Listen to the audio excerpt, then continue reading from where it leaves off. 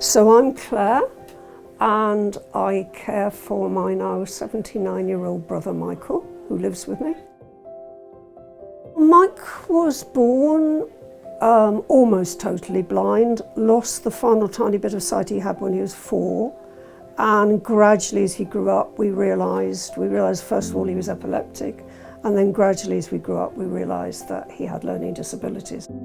Obviously I do all the things like cooking and food and making sure that he knows what he should be doing where and when. It's just constant care.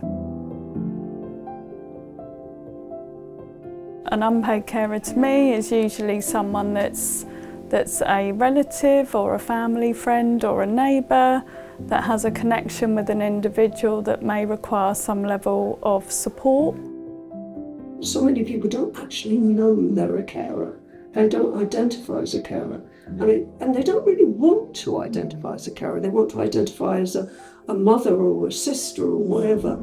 And I think that's something we've really pushed for, because it's only when you recognise you're a carer that you start to recognise what there might be available to support you.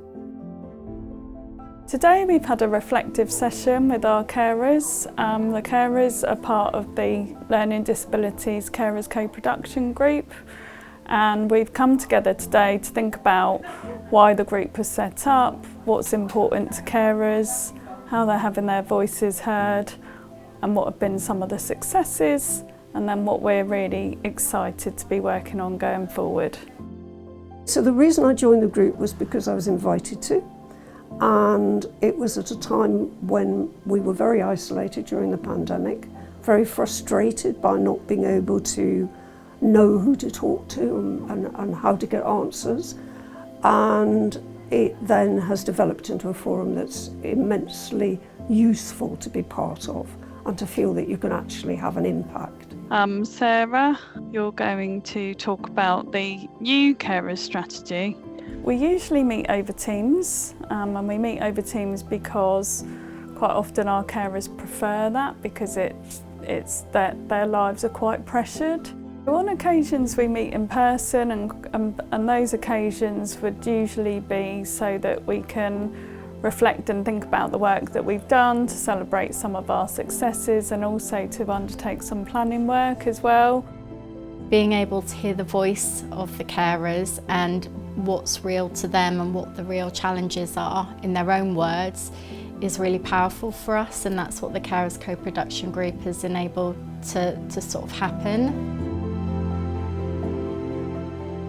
Most definitely how we communicate with carers has improved, so that's through things like letters and telephone access. The work around finance has really improved, so our financial communications has been simplified and made much clearer to carers.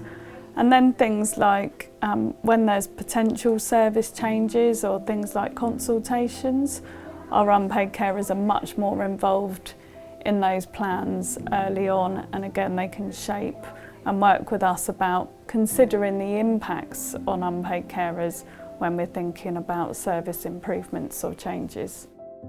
I think it's given that opportunity to actually have a link in, and like I say, hear people's voices, hear the realities of what the barriers are, and also it's a two-way opportunity to communicate, for them to communicate to us, us to communicate to them.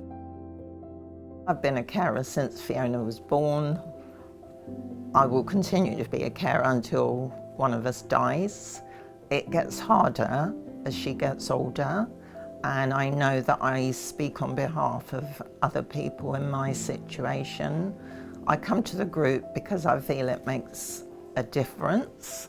I understand when it can't make a difference, and I'm able to explain that to other carers. I now know a lot more about how the council works when it comes to adult social care and carers. I know about how other people have experienced things, all of which I can then feed back into my care for Mike. So it's knowledge, it's opportunities, it's communication, it's relationships.